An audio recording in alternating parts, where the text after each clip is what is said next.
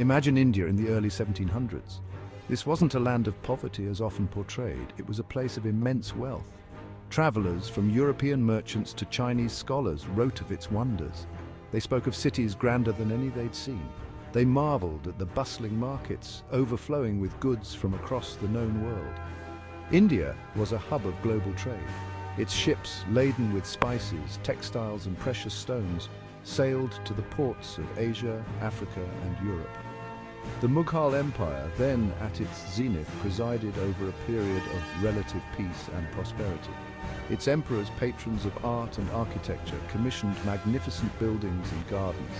The Taj Mahal, that enduring symbol of love and loss, stands as a testament to this era of opulence. But this image of a prosperous India, a land of plenty and cultural brilliance, is often forgotten. It's overshadowed by the narrative of colonial exploitation that followed. To understand the true impact of British rule, we must first remember the India that existed before. We must acknowledge its wealth, its sophistication, and its place as a leading light of the world.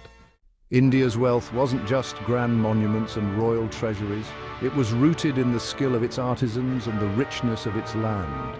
Indian textiles were prized across the globe. Bengal's muslin was so fine it was said to be woven air. Coveted by European royalty, it symbolized luxury. Spices like pepper, cinnamon, cardamom and cloves filled India's markets.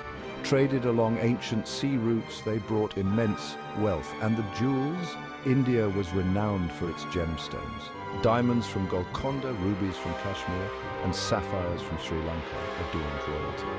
This rich land captured European traders' attention in the 17th century. The arrival of the British East India Company in the early 1600s marked a turning point in India's history. Initially, the company presented itself as a humble trading enterprise, but its ambitions quickly grew, exploiting the political fragmentation of a declining Mughal empire. What started as trade soon morphed into political control. The company, with its private army, began to dictate terms. It forced Indian rulers into unfavorable treaties, granting it control of ports and trading monopolies. The company's greed knew no bounds. They weren't content with simply buying and selling goods. They wanted to control the very means of production. Farmers were forced to grow cash crops like indigo and opium, often at the expense of food crops. This led to widespread poverty and famine. The company's rule was marked by brutality and exploitation. The story of the Bengal famine of 1770, where millions died due to the company's policies, stands as a chilling reminder of this period. This was not trade, this was plunder, and it laid the foundation for the British Raj, a period of direct colonial rule that would last for nearly 2 centuries. The British East India Company's hunger for wealth extended beyond simple economic exploitation. They looted India's cultural heritage with equal zeal. One of the most audacious acts of plunder was the dismantling of the Peacock Throne. This magnificent creation, commissioned by the Mughal Emperor Shah Jahan, was a symbol of Mughal power and artistry. The throne, adorned with thousands of diamonds, rubies, emeralds and pearls, was looted by the Persian invader Nadir Shah in the 18th century. It was eventually broken up, with its jewels scattered. Some of these jewels, including the legendary Kohinoor diamond, found their way into the hands of the British. The Kohinoor, once the pride of the Mughal emperors, became a spoil of war, a glittering symbol of British imperial might. But the Kohinoor is just one example. Countless other treasures, statues, manuscripts, paintings and religious artifacts were looted from temples, palaces and private collections. These artifacts, now scattered across museums and private collections in the West, stand as a testament to the scale of British plunder. They are a reminder of the cultural robbery that accompanied economic exploitation. The British East India Company's transformation into the British Raj in 1858 marked a shift in administrative structure, but not in the underlying reality of colonial exploitation. The British saw India as a source of raw materials and a captive market for their manufactured goods. They systematically dismantled India's traditional industries, crippling its ability to compete. Indian cotton, once prized across the globe, was now sent raw to England, where it was spun, woven and sold back to India as finished cloth. The once thriving textile industry of India was decimated. This deliberate deindustrialization had a devastating impact on India's economy. It led to widespread poverty and unemployment. The British also imposed a crushing tax burden on the Indian people. This revenue, collected ruthlessly, was used to fund the British administration in India, as well as Britain's wars abroad. The drain of wealth from India to Britain was immense. It crippled India's economy and left it impoverished. The impact of this systematic exploitation is still felt today. It's a legacy that continues to cast a long shadow over India's economic development. As if the wounds of colonial rule weren't deep enough, India was dealt another blow in 1947, partition. The end of British rule should have been a moment of unbridled joy. Instead, it became a time of unimaginable suffering and upheaval. The Indian subcontinent was carved up along religious lines, creating the independent nations of India and Pakistan. This division, hastily implemented and poorly planned, triggered one of the largest mass migrations in human history. Millions of Hindus, Muslims and Sikhs found themselves on the wrong side of the newly drawn borders. What followed was a humanitarian catastrophe of epic proportions. Communities that had lived together for centuries turned on each other. Violence erupted across the land, fueled by fear, anger and ancient prejudices. The death toll is estimated to be in the millions, with countless others displaced and scarred for life. Partition was a bloody and traumatic event, a wound that continues to fester even today.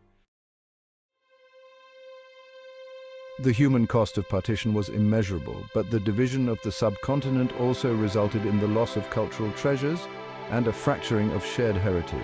Museums, libraries and archives were divided between India and Pakistan. Ancient artifacts, once symbols of a shared past, became pawns in a political game. The partition also led to the displacement of communities of artists and artisans. Their skills and traditions passed down through generations were disrupted.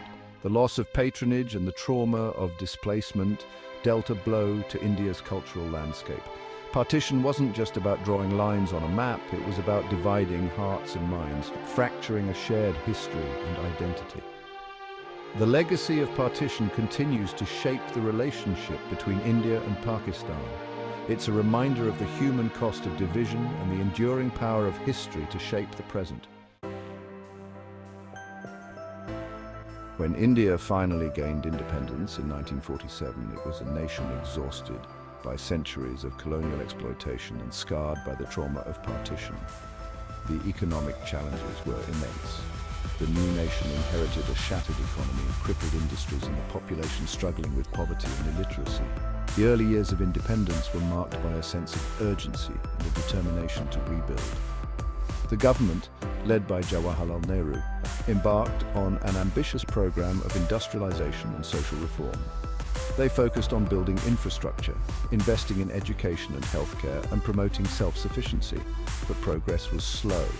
The legacy of colonial rule, the loss of resources, and the challenges of building a new nation from scratch proved to be formidable obstacles. India's journey towards economic independence was just beginning. It would be a long and arduous road. Despite the immense challenges, India's story since independence has been one of remarkable resilience and progress. The Green Revolution of the 1960s transformed India from a food-scarce nation to one that was largely self-sufficient in grain production. This was a major achievement, ensuring food security for millions. In the late 20th century, India embraced globalization and liberalization. The Indian economy opened up, attracting foreign investment and fostering entrepreneurship. The rise of the IT industry, particularly in Bangalore, showcased India's technological prowess to the world. Today, India is a global power, a major player on the world stage.